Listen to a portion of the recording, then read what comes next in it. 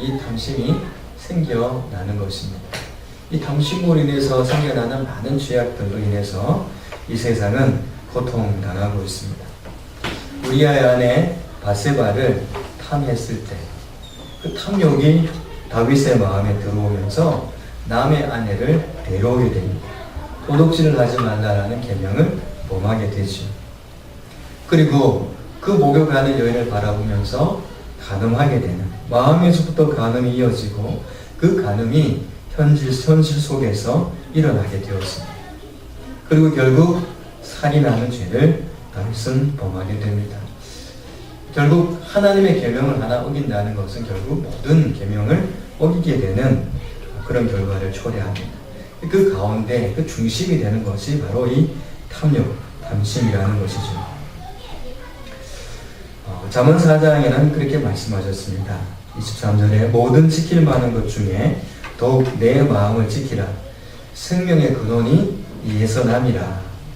구부러진 말을 내 입에서 버리며 삐뚤어진 말을 내 입술에서 멀리하라.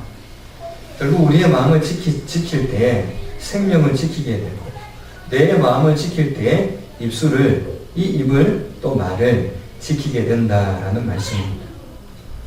마음을 지키지 못한 것 때문에 생겨나는 많은 범죄함 속에서 하나님께서는 열 번째 계명을 통해 우리가 마음을 지킬 것을 말씀하고 있습니다. 내 안에서 일어나고 있는 이 욕구의 방향이 중요하다고 말씀을 드렸습니다.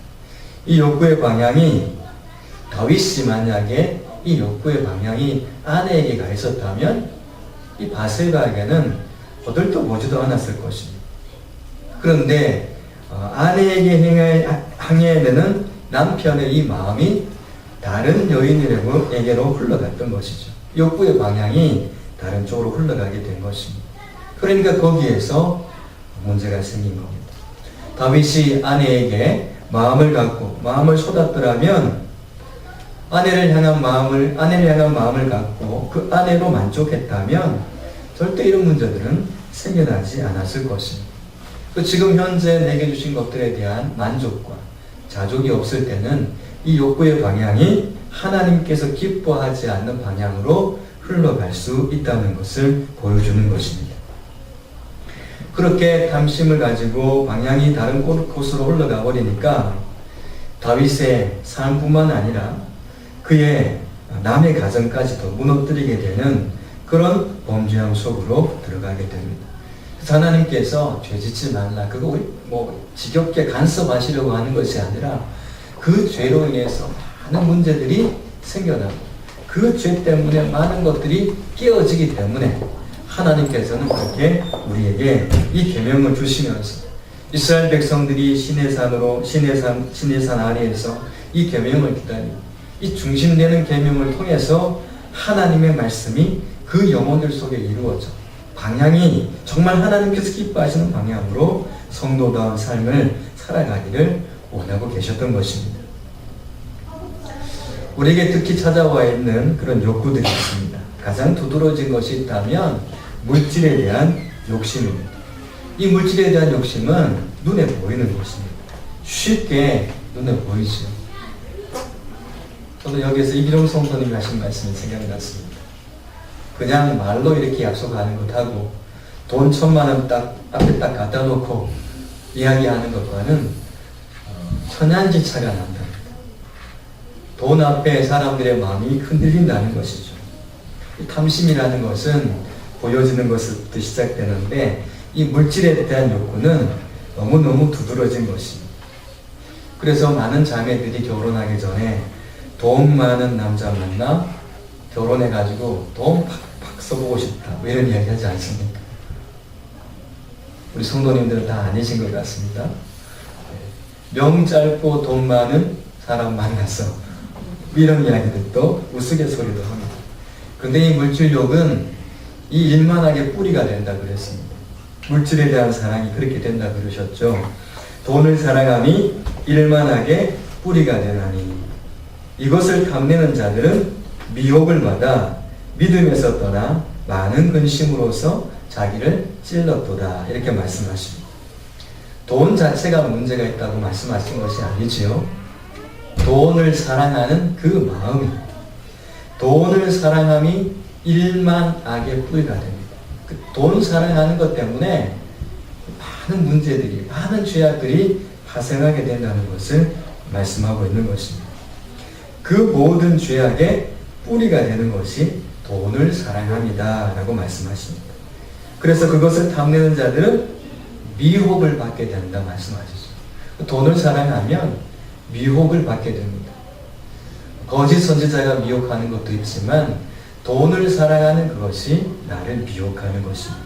그래서 돈의 미혹을 받게 되면 어디에서 떠나버리냐 하면 믿음에서 떠나버린다 하셨죠. 그래서 이것을 탐내는 자들은 미혹을 받아 믿음에서 떠나버리게 됩니다. 믿음에서 떠나게 만드는 것이 돈을 사랑하는 것입니다. 돈을 필요로 하는 것과 돈을 사랑하는, 돈 없으면 안 돼, 이런 마음은 다르다는 것이죠. 늘 말씀드립니다마는 내가 돈을 사랑하느냐 돈을 사랑하지 않느냐는 확인하는 방법이 있습니다. 자, 티코를 타고 다닐 때 그때 내가 그랜저 타고 다니는 사람을 보면서 부러워한다. 그러면 뭘 사랑하고 있는 것일까요? 부자들만, 돈 많은 사람들만 돈을 사랑하는 게 아니더라. 나는 지금 자전거 타고 새 빠지게 지금 달리고 있는데 저기에 막 좋은 차 타고 다녀요. 외제차, 5억짜리 차를 막 타고 다녀요. 건들려고 해도 겁나요.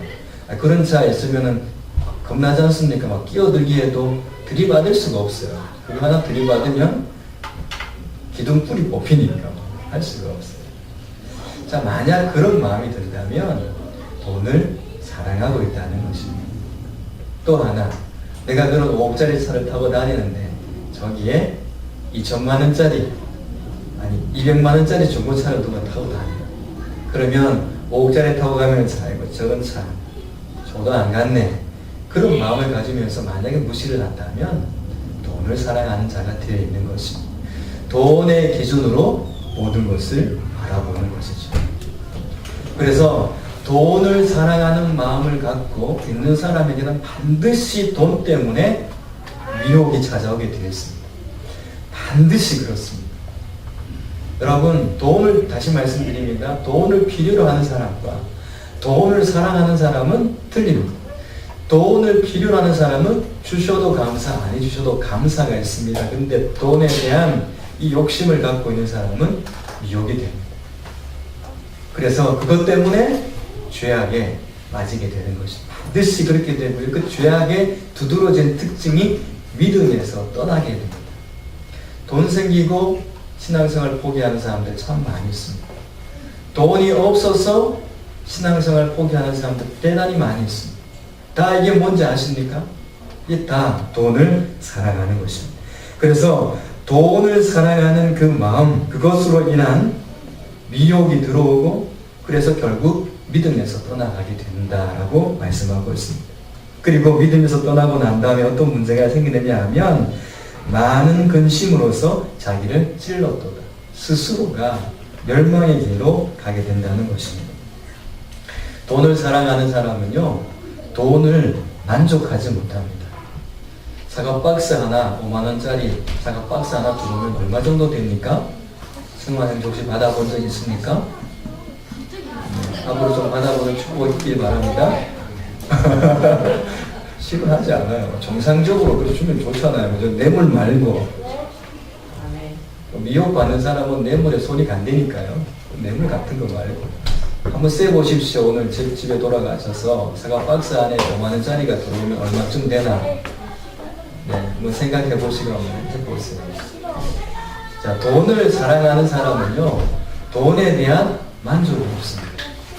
더 많은 것을 추구하고 더 많은 것을 가지려고 합니다. 그래서 이 물질에 대한 욕심 때문에 살인도 일어나고요, 간음도 일어나고요, 도둑질도 하게 되고 거짓말도 하게 되는 것입니다. 이스라엘 백성들이 여리고 성 앞에 이제 갔을 때 하나님께서 작전 명령을 내렸습니다. 자, 여리고 성을 돌아라. 여러분 여러분 승리는 도울 때 일어나는 줄 믿습니다.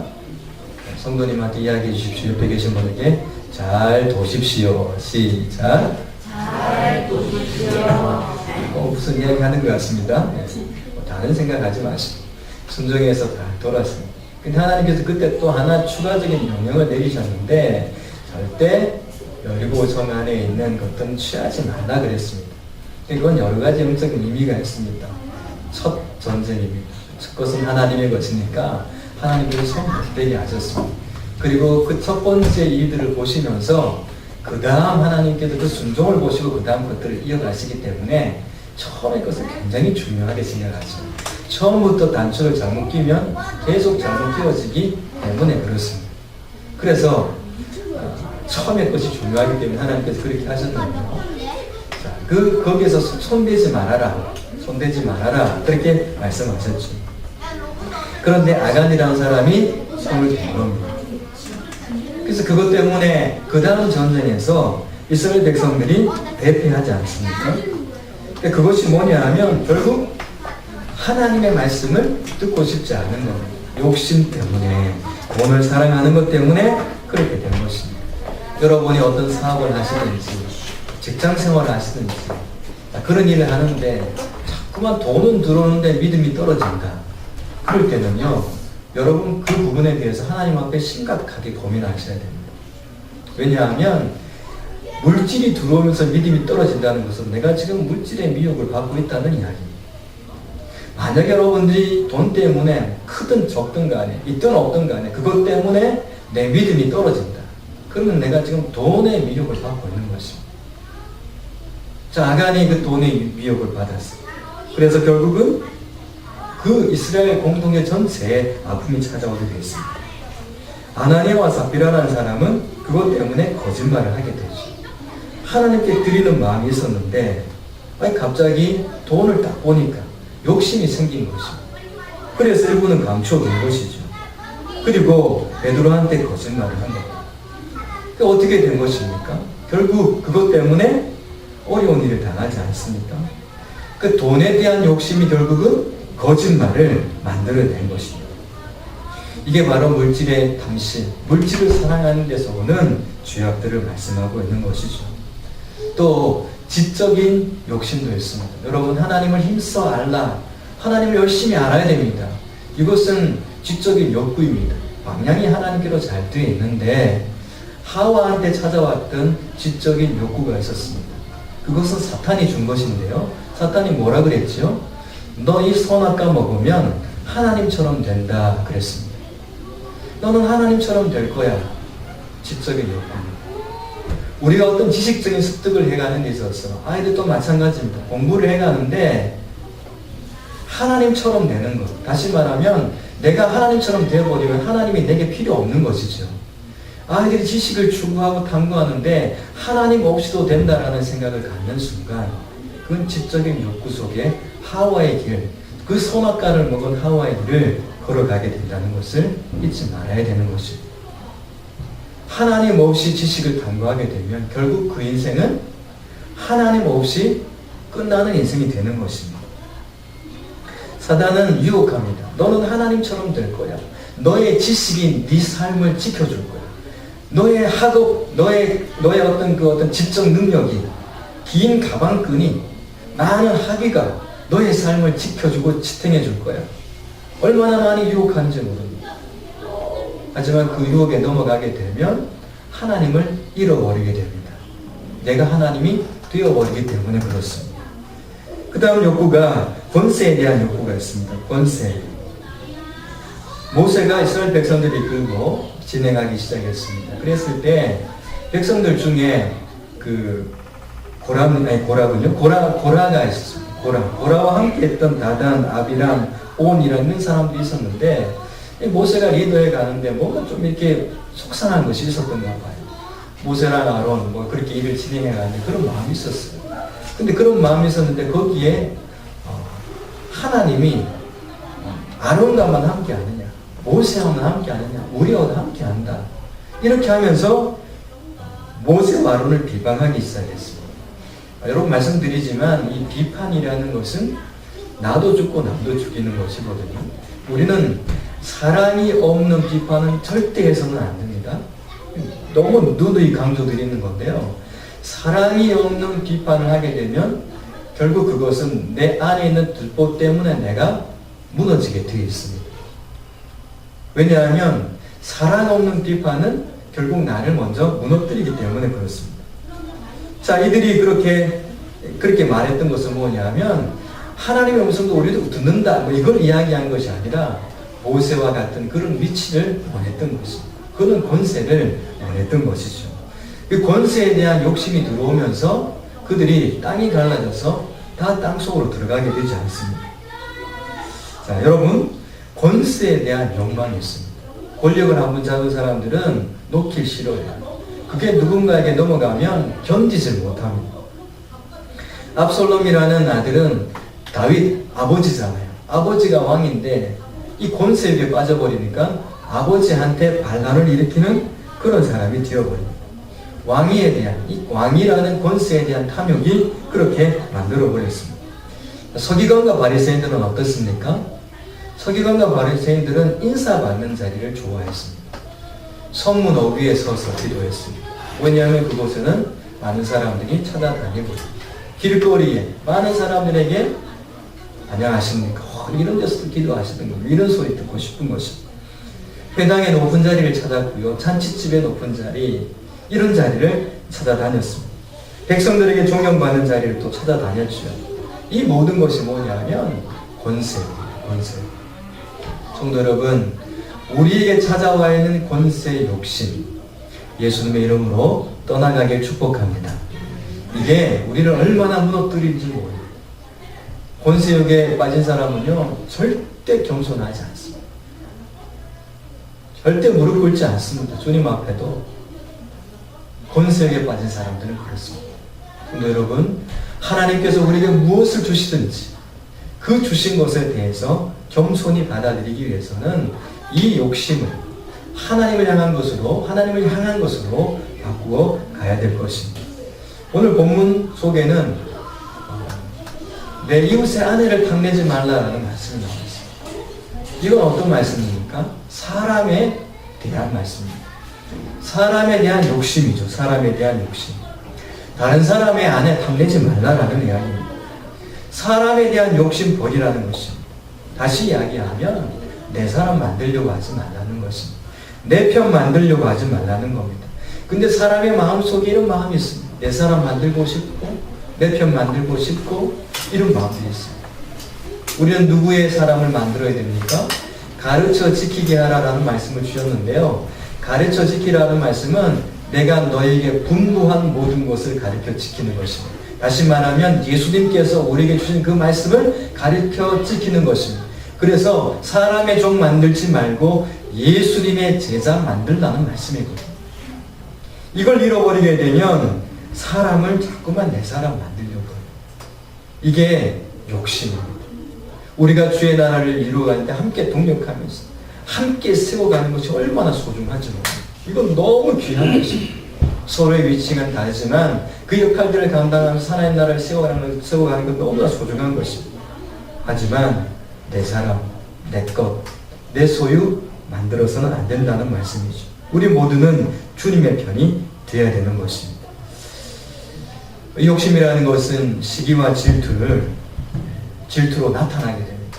시기하는 것으로, 질투하는 것으로 욕심은 반드시 나타나게 됩니다. 멀리 있는 사람에게서 나오는 것이 아닙니다. 같은 사람에게, 가까이 있는 사람에게서 나타나게 됩니다.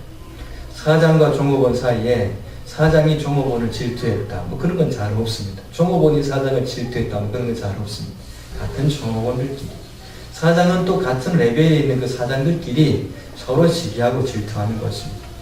비슷한 사정에 있는 사람들, 서로 이렇게 도와가면서 살아야 되는데 서로 질투하는 것입니다. 그래서 이 탐심이라는 것은 가까이에 있습니다. 가까이. 여러분 가까이에 있습니다.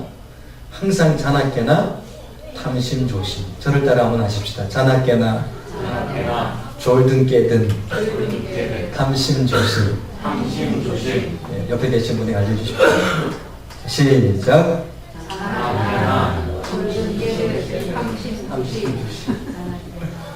자나 깨나 탐심 조심, 졸든 깨든 탐심 조심.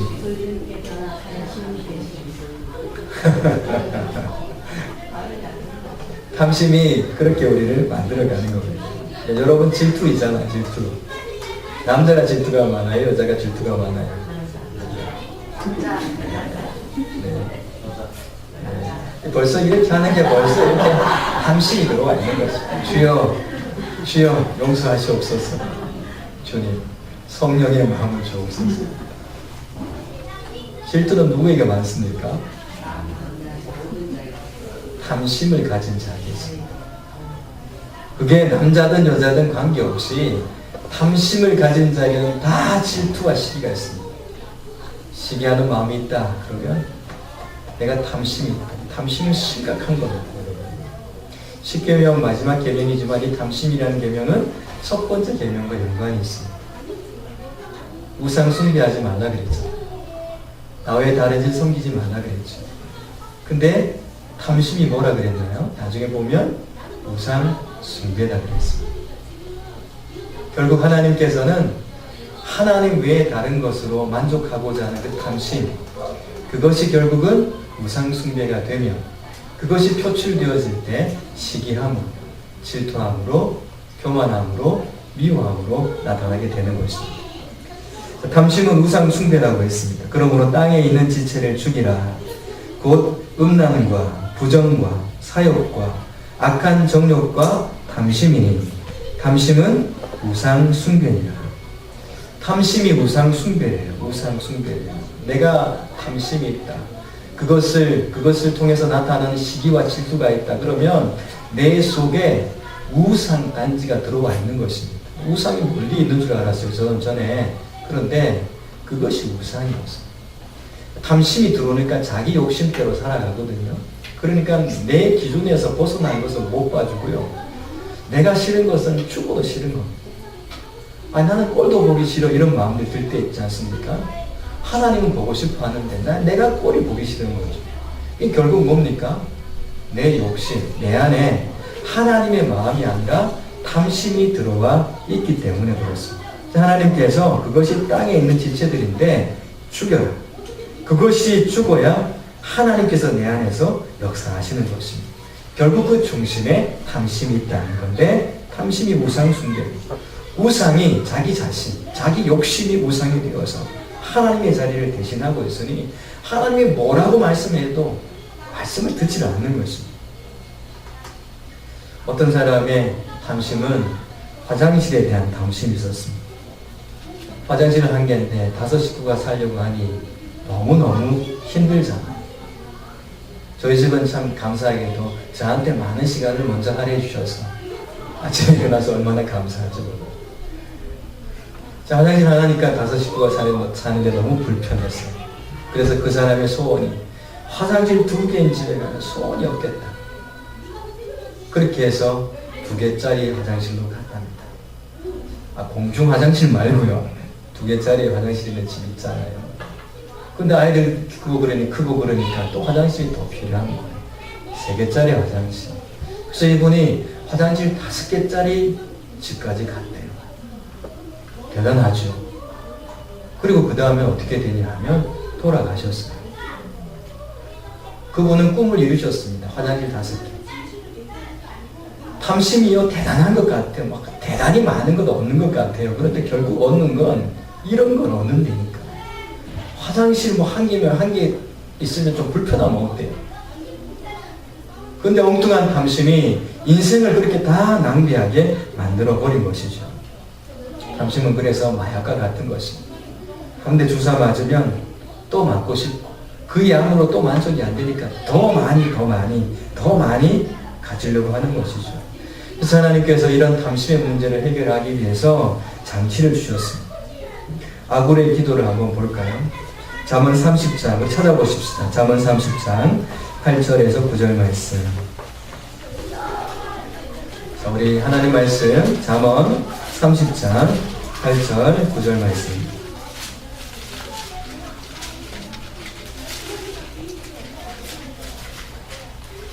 찾으셨습니까? 네, 옆에 분도 좀 찾아주세요. 잠언 30장 8절 9절 말씀 아굴의 기도가 나옵니다. 같이 읽어보십시다. 시작. 곧 헛된 것과 거짓말을 내게서 멀리 마옵시며 나를 가난하게도 마옵시고 구하게도 마옵시고 오직 필요한 양식으로 나를 먹이시옵소서.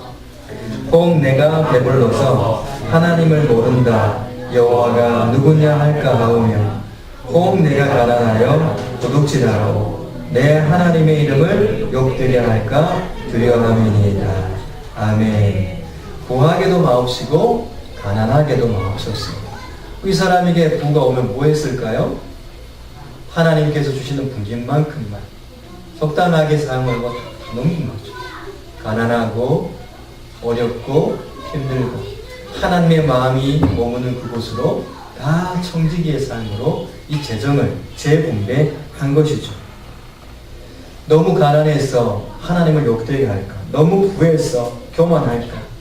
그게 나는 두렵습니다. 돈이 많느냐 적느냐 저는 그게 제게 있어서 삶의 목적이 아니라 제가 교만하거나 하나님께 영광을 가릴까? 그게 제가 두려운 것이기 때문에 물질 때문에 내가 혹시 그런 일이 생길까 봐 두려우니까 저한테 그 물질을 다스릴 수 있는 능력 주옵소서. 이 이야기가 아굴의 기도라는 것입니다. 정말 우리가 돈이 생길 때와 없을 때는 분명히 다르게 되어 있습니다. 내가 정말 이렇게 하겠습니다 해도 딱 막상 그러면 달라요. 그 마음을 하나님 보신다는 것입니다. 그래서 이 아굴의 기도가 내 삶의 실제가 되고 그게 내가 하나님의 그러니까 이 물질이 없어서 나는 하나님으로 만족하고 자족합니다라는 그 마음이 내 안에 주어지기 전까지 하나님께서는 지속적으로 그 부분에서 하나님의 때를 기다리게 하신다는 것을 잊지 말아야 됩니다. 탐심이 여전히 그 속에 있다는 이야기죠. 바울 사도의 고백입니다. 우리 신약 성경 빌립보서 4장을 한번 찾으십시다. 빌립보서 4장 11절에서 13절 말씀. 빌립보서 4장 11절에서 13절 말씀. 찾으셨습니까? 네. 우리 정장무 집사님이 제일 먼저 찾으시는가 봅니다. 감사합니다. 정장무 집사님 크게 한번 읽어주시겠습니까? 빌립보서 4장 11절 13절까지. 내가 궁핍함으로 말하는 것이 아니라 어떠한 형편이든지 나는 지족하기를 배우노니 나는 부천에 처할 줄도 알고 누구에 처할 줄도 알아. 모든 일 곧 배부름과 배고픔과 풍부와 부피되도 처할 줄을 아는 일체의 비결을 배우노라. 내게 능력 주시는 자 안에서 내가 모든 것을 할 수 있느니라. 아멘. 이 신앙 고백이 나는 가난해져 보기도 했고 부해져 보기도 했습니다. 어떤 상황 속에도 있어 봤습니다. 하지만 그곳에서 한 가지 배운 것이 있습니다. 자족하는 법을 배웠습니다. 하나님께서는 우리 경제생활 속에서 우리에게 원하시는 것이 있는데 그것이 뭐냐 하면 자족하는 것입니다. 여러분 자족하시기를 축복합니다. 그래야 물질의 유혹에 넘어가지 않습니다. 그리고 그의 고백 속에는 내게 능력 주시는 자 안에서 내가 모든 것을 할 수 있습니다. 이 포인트가 뭡니까? 모든 것을 할 수 있다는 것이 포인트가 아닙니다.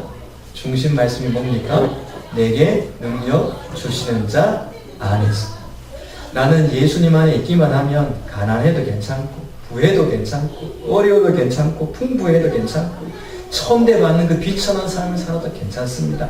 예수님 안에만 있기만 하면 저는 괜찮아요. 이게 무슨 말이냐 하면 내게 능력 주시는 자 안에서 내가 모든 것을 할 수 있다라는 말씀입니다. 예수님으로 만족하지 아니하면 내게 능력 주시는 자에서 내가 모든 것을 할 수 있다는 이 말은 내 고백이 될 수 없습니다. 이것은 예수님으로 만족할 수 있는 사람에게 주시는 하나님의 축복이라는 것입니다. 성도 여러분, 여러분 안에 어떤 분이 계십니까? 능력 주시는 하나님이 계십니까? 아니면 여전히 내가 갖고 싶어하는 그 욕심이 있습니까? 하나님께는 모자람이나 결핍이 없습니다. 모든 것은 하나님께로부터 공급이 되지 않아요. 그래서 하나님과 연합된 사람은 때에 따라 결실하는 삶을 살아가게 되는 것입니다. 그래서 하나님께서 우리에게 원하시는 것은 하나님과의 좋은 관계 속에서 날마다 살아갈 것을 말씀하고 있습니다. 다윗은 왕이 되었지만 그는 여전히 부족했습니다. 그래서 그가 나중에 나는 만족합니다라고 고백한 때가 있었는데 그때는 하나님을 만났을 때입니다. 그래서 여호와는 나의 목자시니 내가 부족함이 없습니다라고 고백했습니다.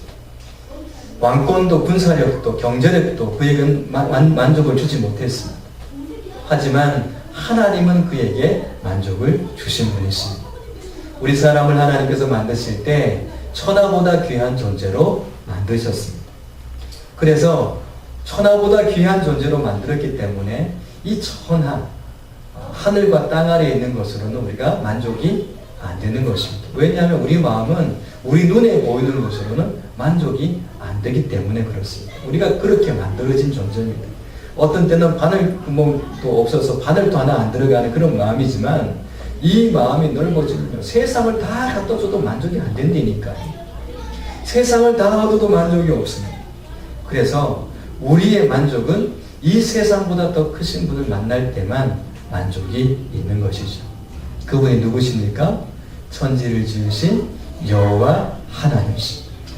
여호와 하나님을 만난 사람만이 자족하고 만족하는 일체의 비결을 배우게 되는 것입니다. 그래서 바울 사도가 내게 만족 주시는 자 안에서, 내게 능력 주시는 자 안에서 내가 모든 것을 할 수 있습니다. 내게 능력 주시는 그 하나님 안에서, 예수 그리스도 안에서 나는 어떤 부족도 느끼지 않습니다라고 그는 고백을 하고 있는 것입니다. 예수님께서 어디 계십니까? 여러분 안에 계십니까? 그럼 여러분들은 이제부터 만족한 사람들이 되었습니다. 축하드립니다, 여러분. 세상 사람들은 이걸 몰라요. 그래서 또 끌어모으고 또 끌어모으고 또 끌어모아서 만족이 있는가 싶어요. 곧 만족이 없어지는 것을 보면서도 또 끌어모아요. 어리석은 인생이 아닐 수 없습니다. 예수님 안에서 있을 때 인생에 참된 그런 만족이 온다는 것을 우리는 기억해야 될 것입니다. 말씀을 이렇게 마무리하도록 하겠습니다. 하나님께서는 탐심 가지지 말아라 말씀하셨습니다. 탐심은 우상 숭배이기 때문에 그렇다라고 말씀하셨습니다. 첫 번째 계명과 마지막 계명이 연결되면서 우리 내면에 있는 그것과 내면에서 표출되어진 가지가 뽑고 열매가 맺는 행동으로 맺는 그 모든 죄악 속에 탐심, 우상 숭배가 중심이 되어 있다는 것을 말씀해 주고 계십니다. 우상은 멀리 있는 것이 아닙니다. 바로 내 안에 있습니다. 그래서 그 탐심을 몰아낼 때, 이 우상 숭배에서 떠나게 될 때 하나님의 자녀로 자리매김을 하고 그리고 하나님의 뜻을 이루어가는 그런 삶을 살아가게 될 것입니다. 더욱 감사한 것은 만족하는 삶을 살아가게 될 것입니다. 성도 여러분, 여러분 안에 이런 만족이 가득하기를 축복합니다. 살아계신